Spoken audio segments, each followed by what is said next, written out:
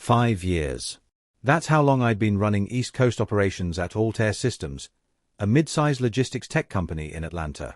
5 years of 6 a.m. calls with trucking dispatchers in Newark, late nights debugging distribution software, and building something I was genuinely proud of.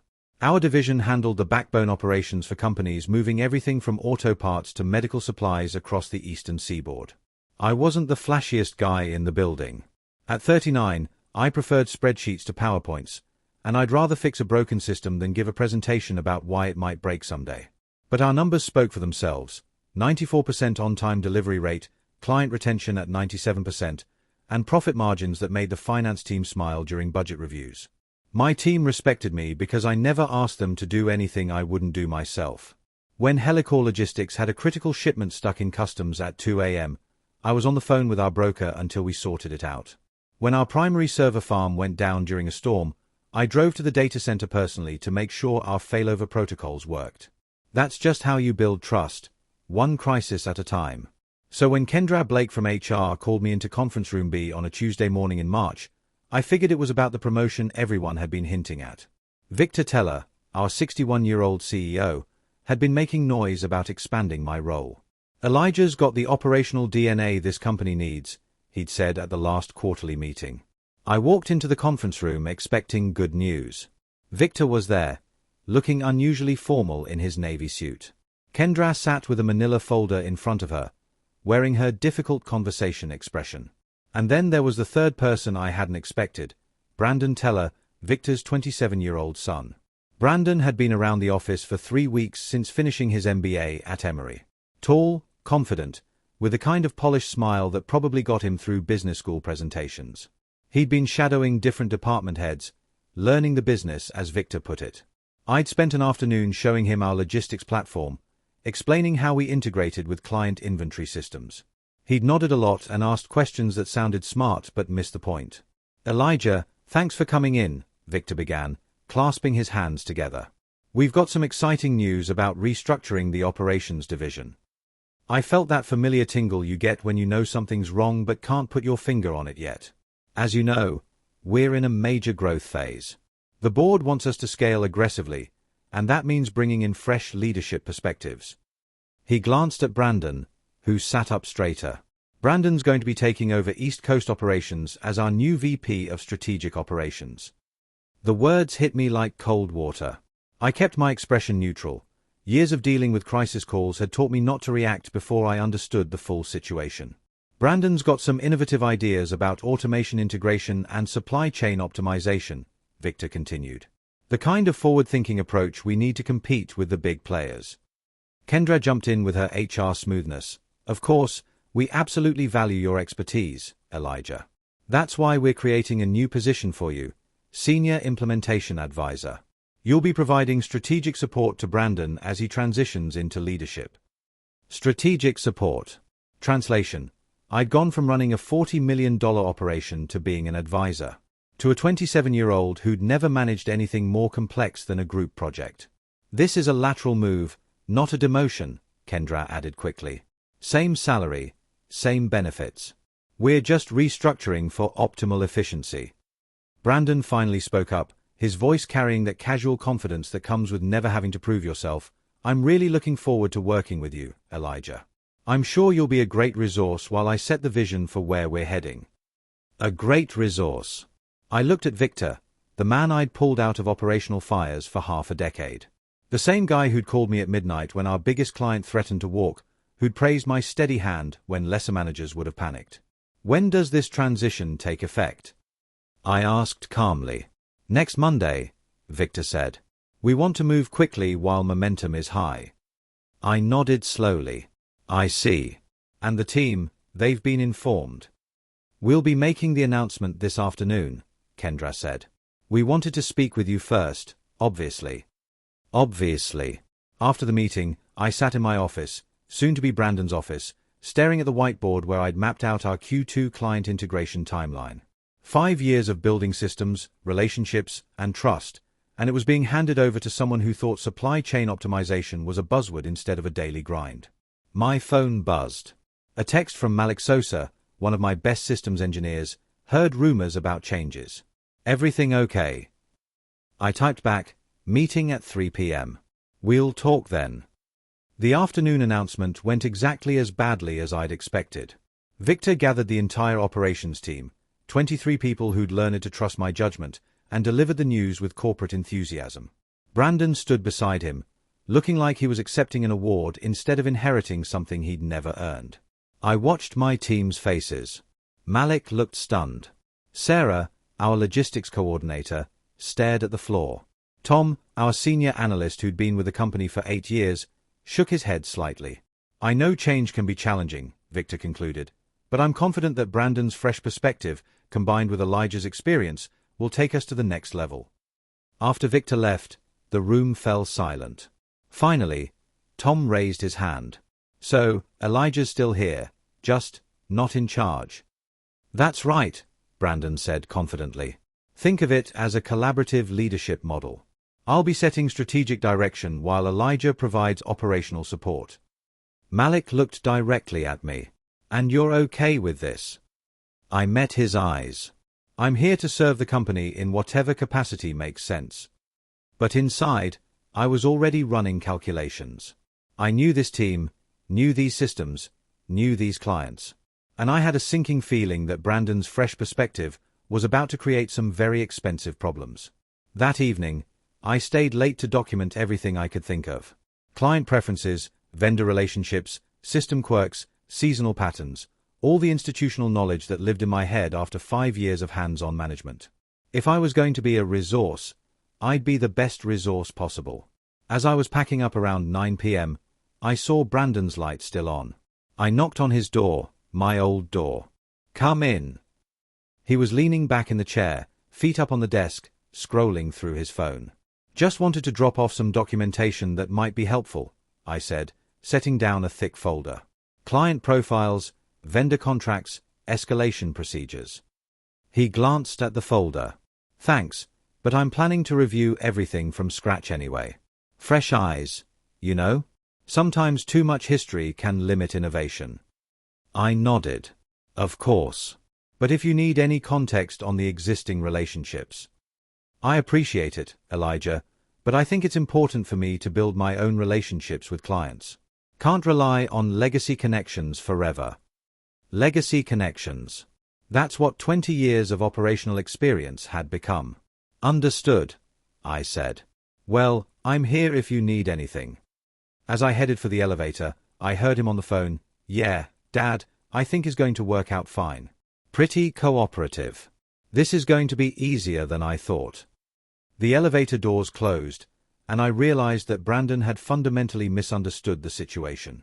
He thought I was going to be cooperative because I was defeated. But I wasn't defeated, I was documenting. And in operations, documentation is everything. Brandon's first week as VP of Strategic Operations was a masterclass in confidence without competence. He scheduled back-to-back meetings with every major client, promising revolutionary improvements to systems that were already working efficiently. He brought in a consulting firm to audit our operational bottlenecks, despite the fact that we'd just posted our best quarterly numbers in company history. The real trouble started in week 2. "We're going to completely overhaul our vendor management system," Brandon announced during our Monday team meeting. He'd had IT set up a projector so he could walk us through a PowerPoint presentation titled Operations 2.0, Scaling for Tomorrow. The presentation was heavy on buzzwords, synergistic optimization, disruptive efficiency, AI-driven logistics, and light on actual operational details. But the final slide made my stomach drop: Vendor Consolidation Initiative. Brandon clicked to a chart showing our current vendor network, 17 specialized partners we'd built relationships with over years. "We're going to streamline this down to 3 primary vendors, focusing on cost reduction and simplified management." Malik raised his hand. "What about specialized services? Like our cold chain logistics for pharmaceutical clients?" "Great question," Brandon said, though his expression suggested he hadn't considered this. "We'll negotiate specialized services as add-ons with our primary vendors." I had to speak up. "Brandon, our pharmaceutical clients chose us specifically because of our partnership with Creolink. They're the only vendor certified for their specific temperature requirements. We can't just—" "Elijah," he interrupted, "I appreciate your concern, but we need to think bigger picture here. Sometimes you have to break a few eggs to make an omelette. Break a few eggs. He was talking about multi-million-dollar client relationships like they were breakfast ingredients. Over the next month, I watched Brandon systematically dismantle systems that had taken years to build. The vendor consolidation was just the beginning. He brought in Autoflow Solutions, a startup run by his fraternity brother Marcus, to replace our proven dispatch software. The system looked sleek in demos but hadn't been tested at our scale. "This is cutting-edge stuff," Brandon explained to Victor during a presentation I was asked to attend as operational backup. "Machine learning algorithms that predict optimal routing patterns. It's going to reduce our logistics costs by 30%. I'd reviewed Autoflow's technical specifications. Their algorithms were designed for e-commerce delivery, not industrial logistics. They didn't account for weight restrictions, hazardous material protocols, or the dozen other variables that made our current system reliable." "What's the implementation timeline?" Victor asked. 6 weeks, Brandon said confidently. Marcus assured me their team can handle the migration. 6 weeks to replace a system that had taken us 8 months to properly integrate and test. After the meeting, Victor pulled me aside. "What do you think, Elijah? Does this seem feasible?" For a moment, I considered being diplomatic. But operational disasters don't care about office politics. "It's ambitious," I said carefully. "The Autoflow system might work well for smaller operations, but our client base has some unique requirements. I'd recommend a pilot program with 1 or 2 clients before full implementation." Victor nodded. "That sounds reasonable. I'll suggest that to Brandon." But when Victor brought up the pilot program idea, Brandon pushed back hard. "Dad, we can't afford to move this slowly.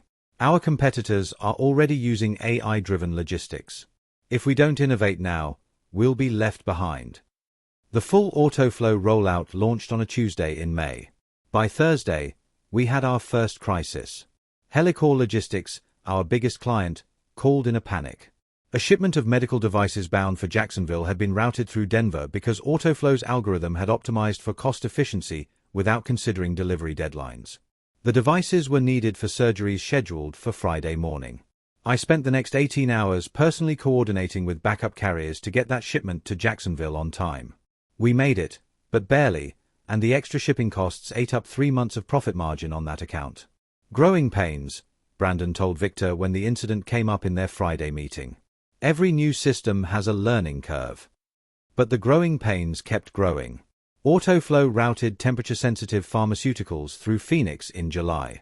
It scheduled livestock feed deliveries during a dock workers' strike. It consistently underestimated transit times for anything weighing over 5,000 pounds. Each crisis required manual intervention, me staying late, calling in favors with drivers, negotiating emergency rates with backup vendors. My official title might have been Senior Implementation Advisor, but my actual job had become Chief Crisis Management Officer. The team started coming to me instead of Brandon when problems arose. Malik would text me directly when Autoflow generated impossible routing schedules. Sarah would forward client complaints to my personal email. Even the new hires seemed to understand instinctively that I was the one who actually knew how things worked. Brandon either didn't notice or didn't care. He was too busy preparing presentations for the board about transformation metrics and operational paradigm shifts. He'd created beautiful dashboards showing cost savings and efficiency improvements, but the numbers were based on Autoflow's projections, not actual performance data. Meanwhile, our client satisfaction scores were dropping. Portway Freight, a mid-sized client we'd worked with for 3 years, sent a formal complaint letter about missed deliveries. Davidson Medical Supply started asking pointed questions about our new procedures. Even our sales team was getting nervous. Clients are asking if we're having internal problems. Jamie Han, our financial controller, told me over coffee one morning. Jamie was one of the few people in the building who'd always been straight with me, and her expression was serious. "Define problems," I said. "Delayed shipments up 340% over last quarter. Client complaints up 200%. And Brandon's vendor consolidation has actually increased our costs by 15% because we're paying premium rates for services our old specialists used to handle efficiently." I set down my coffee. "Have you shown this data to Victor?" I tried. He said growing companies always have short-term adjustments. "But Elijah..." She leaned forward. Helicor is reviewing their contract. They've been with us for 10 years, and they're actively looking at competitors. That evening, I stayed late to run my own analysis. The numbers were worse than I'd feared. Brandon's optimization initiatives had created a perfect storm of operational inefficiencies. We were paying more for vendors who delivered less, using software that created more problems than it solved, and losing clients who'd trusted us for years. I documented everything methodically: cost overruns, delivery failures, client complaints, system errors. Not because I was planning revenge, but because I was an operations manager, and operations managers document problems so they can be fixed. The breaking point came on a Friday in July. I walked into the office to find an email thread that made my blood run cold. Brandon had sent a message to Victor, copying the entire senior staff, explaining the East Coast Division's performance challenges. The email blamed everything on legacy infrastructure limitations and resistance to change from previous management. It specifically called out outdated vendor relationships and institutional resistance to innovation as primary obstacles to success. He was blaming me for problems he'd created. In writing. To everyone. I sat in my cubicle. Brandon had moved me out of my office to make room for his strategy team, and realized that my loyalty to the company meant nothing if the company's leadership couldn't distinguish between actual problems and convenient scapegoats. That afternoon, Helicor Logistics terminated their contract. 10 years of partnership, millions in revenue, gone because Brandon's system had routed a critical shipment of surgical equipment through a warehouse that was closed for renovations. The termination letter was professional but devastating. While we have greatly valued our long-standing relationship with Altair Systems, recent operational inconsistencies have forced us to seek more reliable logistics partners. When Victor called an emergency meeting, Brandon's response was predictable: "This is exactly what I mean about legacy client relationships." Helicor was resistant to our new processes from the beginning. Sometimes you have to part ways with clients who won't adapt to innovation. I said nothing during that meeting. But that night, I went home and started making phone calls. The call came on a Monday morning in August. Victor's voice was strained in a way I'd never heard before. "Elijah, can you come to my office? We need to talk." I found him standing at his window, looking out at the Atlanta skyline. His usual confidence was gone, replaced by something that looked like exhaustion. "Helicor wasn't the only one," he said without turning around. "Portway Freight gave us notice on Friday. Davidson Medical is reviewing their options. We've lost 3 major clients in 2 weeks." He turned to face me, and I could see the weight of what was happening in his expression. The board is asking hard questions. They want to know how we went from record profits to bleeding clients in 6 months. He sat down heavily in his chair. "I need your honest assessment. What's happening to my company?" I'd been waiting for this conversation for months, but now that it was happening, I felt no satisfaction. Just sadness for a company I genuinely cared about. "Brandon's initiatives aren't working," I said simply. "The vendor consolidation eliminated specialists we needed. Autoflow wasn't designed for our operational complexity. The cost savings you're seeing on paper are being offset by service failures and client attrition." Victor was quiet for a long moment. "How bad is it?" "Jamie can give you exact numbers, but we're looking at roughly $4.2 million in lost revenue from terminated contracts, plus another $1.8 million in potential losses if our remaining at-risk clients leave." He winced. "Can it be fixed?" "Yes. But not with the current approach." Victor studied my face. "What would you need?" "Full operational authority for 60 days. A hand-picked recovery team. And no interference from anyone while we stabilize the situation. Including Brandon.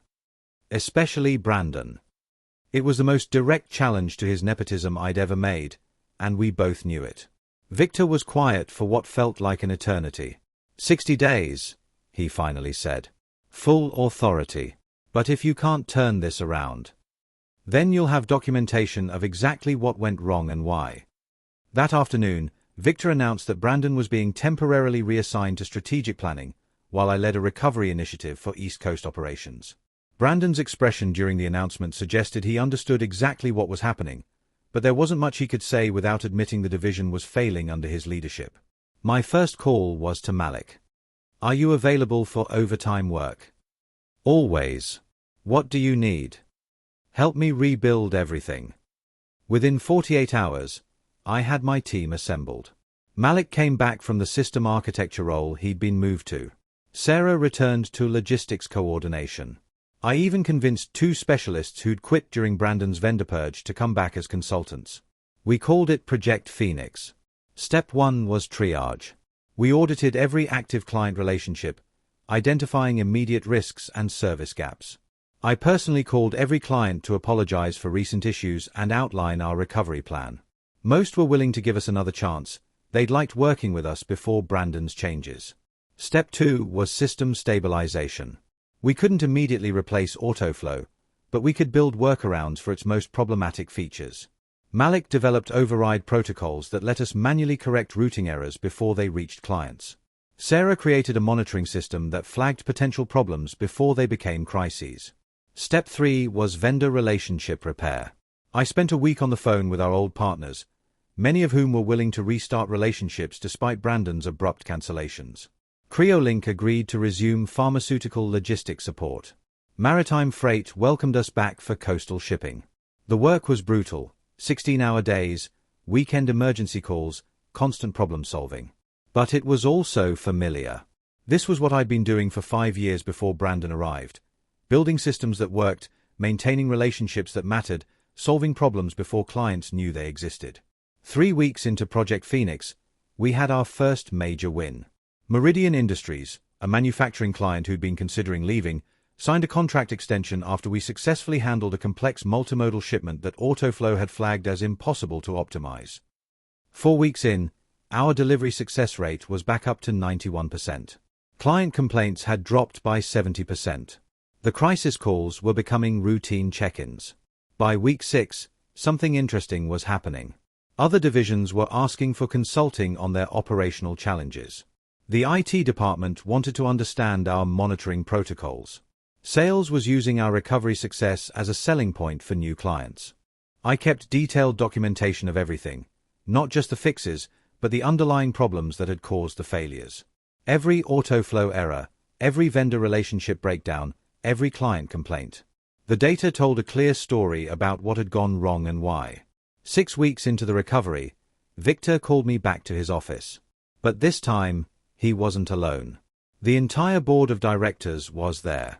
"Elijah," said Margaret Chen, the board chair, "we'd like you to walk us through what happened to East Coast operations and how you've been fixing it." For the next hour, I presented the most comprehensive operational postmortem of my career. I showed them exactly how Brandon's changes had created systemic failures. I demonstrated how proper vendor management and proven systems had stabilized our service quality. I gave them real numbers, costs, timelines, client satisfaction scores, revenue recovery. When I finished, the room was quiet. Finally, Margaret spoke. 2 questions. First, why was Mr. Reed demoted in the first place? Victor shifted uncomfortably. We wanted to bring in fresh leadership perspectives. Based on what performance issues with Mr. Reed's management? Another uncomfortable silence. Second question, Margaret continued. What's your recommendation for permanent leadership of this division? I looked at Victor, then back at the board. East Coast Operations needs a leader who understands both the technical complexity and the relationship management required for this work. Someone with proven experience handling crisis situations and building sustainable systems. Are you interested in that role? Not as previously structured, I said. The division needs authority to make operational decisions without constantly justifying proven methods. It needs direct board oversight, not filtered through management that doesn't understand operational realities. Margaret smiled. What if we created a Chief Operations Officer position, reporting directly to the board, with full authority over operational divisions company-wide? I felt the shift in the room's energy. This wasn't just about getting my old job back. They were offering me a promotion that would put me at the executive level. I'd be interested in discussing that, I said. The board meeting was scheduled for a Friday morning in September. Victor had tried to frame it as a routine operational review, but everyone knew what was really happening. The future leadership structure of Altair Systems was being decided. I arrived early and set up my presentation materials. 6 months of documentation, recovery metrics, and strategic recommendations.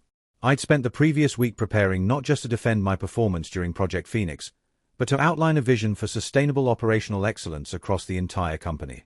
The board members filed in: Margaret Chen, Dr. Williams from the university, Roberts from the investment group, and 3 others I recognized but hadn't worked with directly. Victor took his seat at the head of the table, looking like a man who knew his authority was about to be questioned. Brandon wasn't there. He'd been working in strategic planning for 2 months, which everyone understood meant he was being kept away from anything that could cause additional damage. "Before we begin," Margaret said, "I want to acknowledge that this company has been through a difficult transition period. We're here to understand what happened, what's been fixed, and how we move forward." She nodded to me. "Elijah, please walk us through your findings." I'd given thousands of operational briefings over my career, but this one felt different. I wasn't just reporting on problems and solutions. I was making the case for a fundamental change in how Altair Systems approached operational leadership. 6 months ago, East Coast Operations was transferred to new management as part of a strategic restructuring initiative. I began. The results of that transition provide valuable insights into the importance of operational expertise in leadership roles. I clicked to my first slide, a timeline showing client satisfaction scores, delivery performance, and revenue metrics before, during, and after Brandon's leadership. The initial changes included vendor consolidation, system replacement, and process redesign. While these initiatives were intended to improve efficiency, they resulted in systemic operational failures. I walked them through the data methodically. The autoflow implementation that increased routing errors by 340%. The vendor consolidation that eliminated specialized services clients required. The process changes that disrupted established workflows without providing equivalent alternatives. The result was a cascade failure affecting client relationships, service quality, and revenue stability. Dr. Williams leaned forward. What was the total financial impact? Direct losses from terminated contracts, $4.2 million. Additional costs from service failures and emergency corrections, $1.8 million. Estimated impact on company reputation and future sales, difficult to quantify, but substantial. Victor shifted in his seat. I continued. Project Phoenix was implemented as an emergency stabilization effort. The approach focused on 3 priorities: immediate crisis management, system stabilization, and relationship repair. I showed them the recovery metrics. Client satisfaction scores climbing back to pre-transition levels. Delivery performance returning to historical norms. Cost structures stabilizing as proper vendor relationships were restored.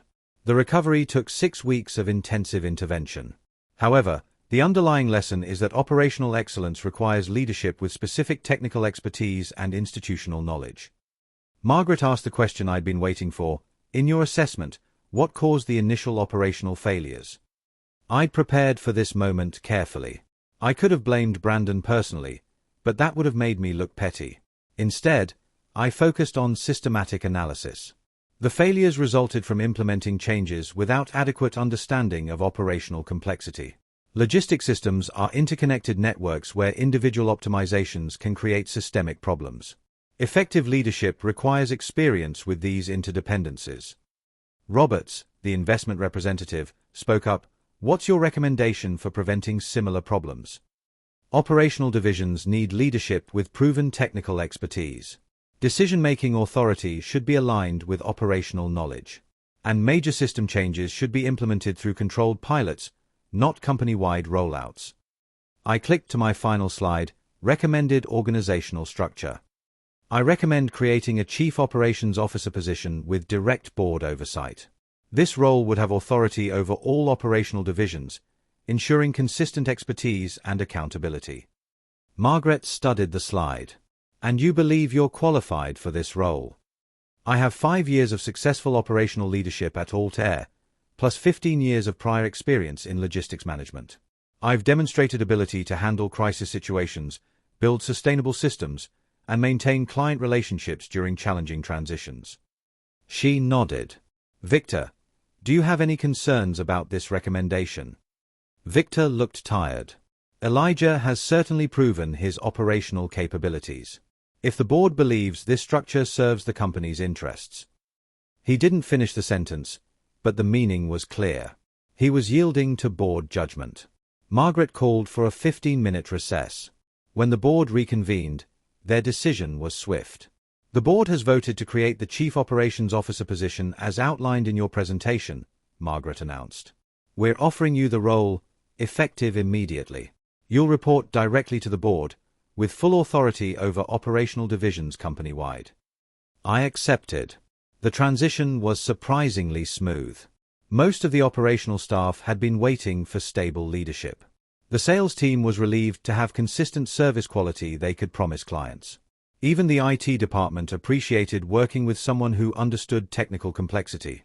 Brandon submitted his resignation 3 weeks later. His farewell email was professionally cordial, thanking everyone for the learning opportunity and wishing the company success. But on his last day, I found him packing up his office.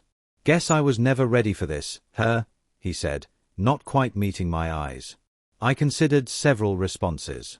I could have been gracious and diplomatic. I could have offered mentoring advice about gaining experience before taking leadership roles. I could have said nothing. Instead, I told him the truth. You never tried to be." He nodded slowly. "Yeah. I guess I thought wanting it was enough." After he left, I moved back into the operations office, not because I needed the status, but because proximity to the team mattered for effective management. I kept the documentation from Project Phoenix, not as trophies, but as reminders of how quickly good systems could be destroyed and how much work it took to rebuild them. 6 months later, Altair Systems posted record quarterly results. We'd not only recovered the clients lost during Brandon's tenure, but added new accounts who'd heard about our operational reliability. The board approved expansion into 2 new regional markets. Helicor Logistics called in March. They'd been having problems with their new logistics provider and wondered if we might be interested in discussing a new contract. I was. During contract negotiations, Helicor's operations director mentioned something that stuck with me. We never really wanted to leave Altair. We liked working with you personally. But the service quality had become unpredictable, and we couldn't risk it with our clients. Personal relationships matter in operations, but they're not enough by themselves. Competence has to back up trust. Systems have to support promises. And leadership has to understand the difference between innovation and disruption. I learned that nepotism isn't just unfair, it's operationally expensive. When leadership positions are filled based on relationships rather than competence, the costs get paid by clients, employees, and ultimately the company itself. But I also learned that good systems are resilient. Even after months of disruption, the underlying operational knowledge remained. The client relationships could be repaired. The technical expertise could be rebuilt. It took intensive effort, long hours, and careful relationship management, but it was possible. Today, when I interview candidates for operational roles, I ask them about crisis management experience. Not because I'm looking for people who create crises, but because I want leaders who understand how to prevent problems and handle them when prevention isn't enough. And when board members from other companies ask me about succession planning, I always give them the same advice. Operational leadership isn't an entry-level position. It's something you earn through experience, crisis management, and demonstrated competence. Because in the end, operations is about keeping promises to clients. And you can't keep promises you don't understand how to make. The irony is that Brandon's failed leadership taught me more about effective management than years of success had. Sometimes you have to watch something break to truly understand how it works. 6 months after I became COO, Victor announced his retirement. At his farewell dinner, he pulled me aside. "I owe you an apology," he said. "I let family loyalty override business judgment. It nearly cost us the company." I shook his hand. "The company survived. That's what matters." "No," he said. "What matters is that it's stronger now because someone was willing to do the work to fix what was broken." He was right. But what he didn't say, what I'd learned through 6 months of crisis management and recovery, was that the willingness to do the work was never the hard part. The hard part was being patient enough to let incompetence reveal itself, thorough enough to document the consequences, and professional enough to focus on solutions instead of blame. Brandon had failed not because he was malicious, but because he'd confused authority with expertise. He'd thought leadership meant making bold changes rather than making effective decisions. I'd succeeded not because I was perfect, but because I'd learned that operational excellence comes from understanding systems, respecting relationships, and taking responsibility for results. That's not a lesson you can learn in business school. It's something you earn, one crisis at a time, until crisis management becomes just another part of the job. And when someone asks me now about the 6 months when I got demoted to make room for the CEO's son, I tell them it was the most expensive education in leadership failure I've ever witnessed. But it was also the most valuable reminder that competence, patience, and documentation will always outlast nepotism, arrogance, and good intentions. Sometimes you have to let things break before you can build them back stronger. The key is being ready when that moment comes.